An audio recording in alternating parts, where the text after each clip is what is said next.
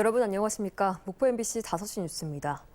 전남 지역은 제6호 태풍 카눈으로 인해서 심각한 피해는 발생하지 않은 것으로 나타났습니다. 전남에서는 강한 바람으로 5개 시군 219헥타르에서 벼 쓰러짐과 배 낙과 피해가 발생했습니다. 한편 태풍이 지나간 뒤 오늘 전남 지역 낮 최고 기온은 다시 올라 29도에서 31도 안팎을 기록했으며 주말까지 무더운 날씨가 이어질 것으로 예보됐습니다. 제6호 태풍 카눈이 지나가면서 전남 해상에 고수온 현상이 일부 해소되고 있습니다. 국립수산과학원에 따르면 오늘 기준 신안 앞바다가 24도, 목포와 완도가 25도 등 전남 서남해안 수온이 24도에서 26도 사이를 기록하며 최대 3도가량 떨어졌습니다. 수산과학원은 하지만 고수온 현상이 완전히 해결된 것은 아니라며 수온 변화를 지켜볼 필요가 있다고 밝혔습니다. 전라남도는 최근 국무회의에서 의결된 광주 군공항 이전 및 종전부지 개발을 위한 특별법 시행령에 이전 주변 지역 지원 대책 등이 반영되지 않아 법 개정을 추진하기로 했습니다. 전라남도에 따르면 개정이 필요한 사항은 이전 주변 지역 지원 계획에 반드시 포함해야 할 의무적 지원 사업과 이전 지역 지원 사업에 대한 예비 타당성 조사 실시 면제 등입니다. 전라남도는 법 개정이 필요한 사항에 대해서는 광주시와 공동으로 국방부, 지역 국회의원 등과 함께 특별법 개정을 추진할 방침입니다.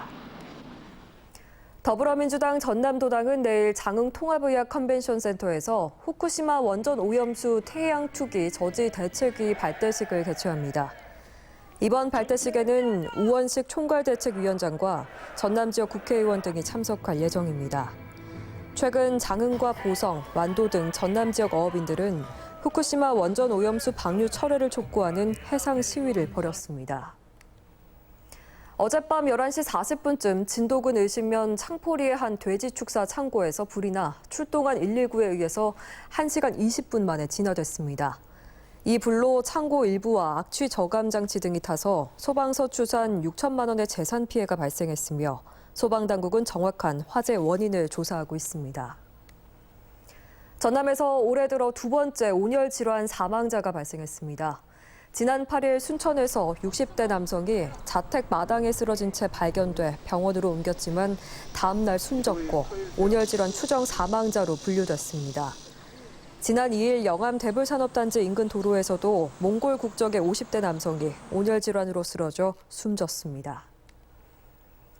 진보당 목포시 위원회는 오늘 목포 대양상단 CJ 물류센터에서 택배 노동자들의 과로사를 막기 위한 캠페인을 벌였습니다.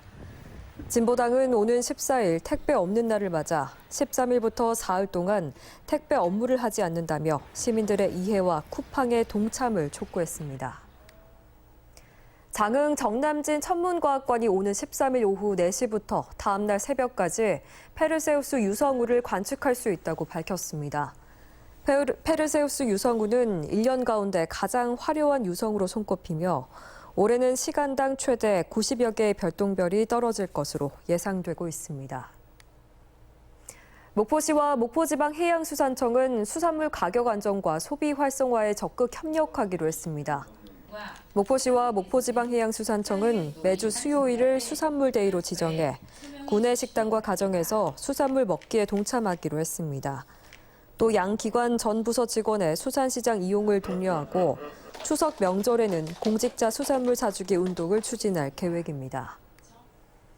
전남개발공사가 목포대학교, 순천대학교와 업무 협약을 체결하고 ESG 경영 민간 확산을 이끌 전문 인력을 양성하기로 했습니다. 전남개발공사와 지역대학들은 ESG 경영 민간 확산을 위한 대학생 서포터즈 선발 운영과 ESG 학업과정 연계형 현장 교육 프로그램 개발, 취업 역량 강화 프로그램 운영에 나설 예정입니다. 전남개발공사는 또 ESG 대학생 서포터즈 발대식을 첫 번째 프로젝트로 진행했습니다. 뉴스를 마칩니다. 시청해주신 여러분 고맙습니다.